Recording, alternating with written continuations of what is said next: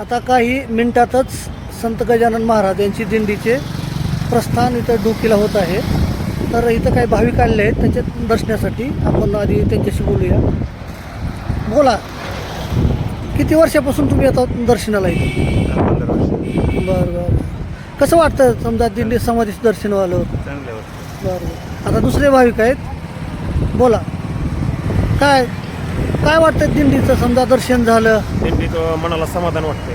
बरं. आता हे तुम्ही केव्हापासून येता? किती दिवस झाले येता? 20 वर्षापासून झालं मी येतो. येतात. बरं. आता म्हणजे आता ही दिंडी जवळपास महाराष्ट्रात अशी 1-33 दिवस चालते, 700 किलोमीटरचं अंतर पार करते. तर ही दिंडी म्हणजे खरोखरच अशी तुम्हाला काय वाटते दिंडीबद्दल? तिथं आले जरा प्रसन्न वाटते, येवच वाटते प्रत्येक. बरं. पुढील वर्षी बी येणार का इथं डोकीला दिंडी दर्शन घ्यायला? तुम्ही एकटेच आला का तुमची फॅमिली आली आहे? दोघं. तुम्ही? मी एकटाच आलो. बरं. मग परत ज्यावेळेस कारखान्यावर दिंडी समजा हे थांबेल तेव्हा तुम्ही सगळे घरचे परिवार घेऊन येणार. बरं. ओके, धन्यवाद.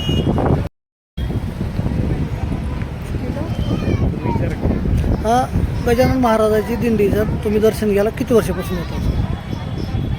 2002 पासून तर चालू आहे सारखं. त्याच्या आधीचं काही एवढं मला आठवत नाही, पण जर मला तसं कधी तर आहे आमच्या हिंगळजवाडी. आज डोकीला येते, उद्या हिंगजवाडीला आहे. हिंगजवाडी. अच्छा. म्हणजे लग्नाच्या आधी तुम्ही तिथं तिथं करतच होतो दर्शन. मग कसं वाटते? समाधान वाटते? काय समाधान वाटते. म्हणजे काय तुम्हाला अशी ही घडली का प्रचिती बाबा समजा पाया पडलं, नवस बोलला, पूर्ण झाला, असं काही हो, झालं? झाला की झालेलं आहे ना? झाला. तर अजून काय तुम्हाला सांगता येईल का असं?